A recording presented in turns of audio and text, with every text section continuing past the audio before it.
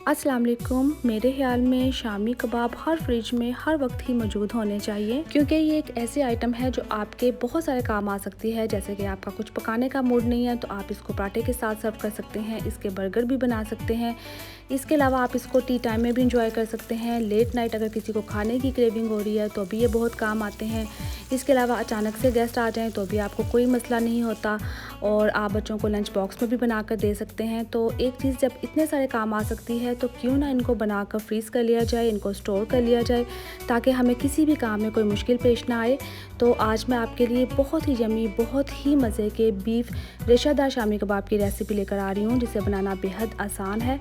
तो चलें फिर रेसिपी को स्टार्ट कर लेते हैं। बिस्मिल्लाहिर्रहमानिर्रहीम।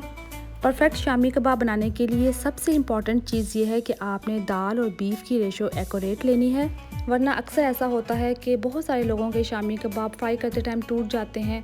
कभी उनमें दाल का टेस्ट ज़्यादा हो जाता है तो कभी गोश्त ज़्यादा हो जाता है।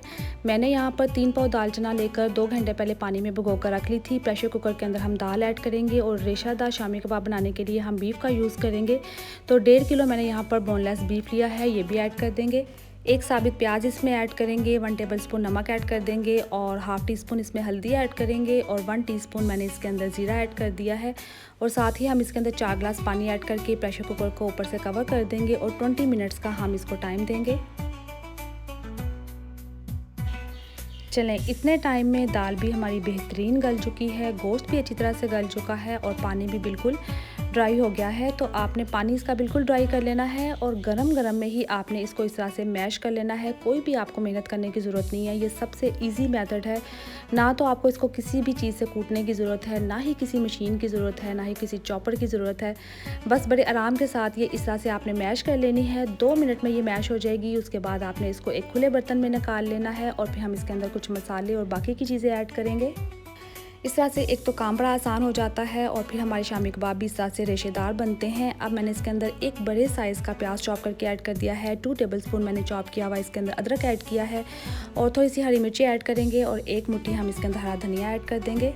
अब दोबारा से 1 टेबलस्पून इसमें नमक ऐड करेंगे, 2 टेबलस्पून कुटी लाल मिर्च और 1 टीस्पून धनिया पाउडर, 1 टीस्पून ही काली मिर्च का पाउडर और 1 टीस्पून ही हम इसमें गरम मसाला पाउडर ऐड करेंगे और 1 टीस्पून आपने साबित सूखा धनिया इस तरह से हाथ से मसल कर ऐड करना है। और ये 2 टेबलस्पून मैं इसके अंदर कबाब मसाला ऐड कर रही हूँ, ये ऑप्शनल है, आप चाहे तो इसे स्किप भी कर सकते हैं। और साथ ही इसी पॉइंट पर आपने इसके अंदर 2 अंडे भी ऐड कर देने हैं। सारी चीज़ों को अच्छा सा मिक्स करने के बाद हम इसको फ्रिज में आधे घंटे का रेस्ट देंगे, जिससे क्या होगा कि शामी कबाब की शेप बड़ी अच्छी बनेगी। तो चलें, इसको हम फ्रिज में रखते हैं। चलें जी, आधा घंटा गुजर चुका है। अब आप देखिएगा कि किस तरह से मिनटों में हमारे इतने सारे शामी कबाब तैयार हो जाएंगे। बस इस तरह से आपने इनको शेप देते जाना है। पहले मैं सारे शामी कबाब बना लूँ, फिर हम कुछ तो फ्रीज़ कर लेंगे और कुछ हम फ्राई करेंगे। ये देखें, इस तरह से आपने इसको शेप दे लेनी है।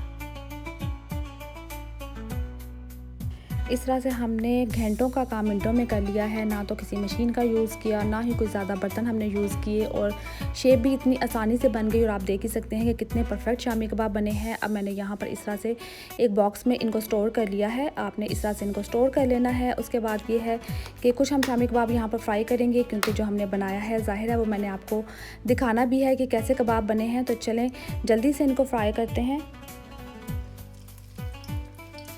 अब आपको इसको अंडा लगाने की बिल्कुल भी ज़रूरत नहीं है, इसके अंदर ही हमने अंडे ऐड कर लिए थे। चाहे तो लगा भी सकते हैं, लेकिन ज़रूरत कोई नहीं है, क्योंकि अब बगैर अंडे के भी ये बिल्कुल परफेक्ट बनेंगे, क्रिस्पी बनेंगे। पहले तो मैंने ऑयल गर्म कर लिया था। जैसे ही मैंने शामी कबाब ऐड किए तो फिर मैंने हल्का सा फ्लेम कम कर लिया था।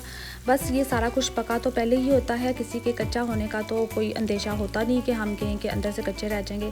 बस जैसे ही इनको कलर आ जाए दोनों साइड्स पर, फिर हम इनको उतार लेंगे। और ये देखें, हमारे कितने ही मज़े के शामी कबाब बनकर तैयार हो चुके हैं। तो चलें इनको डिश आउट करते हैं।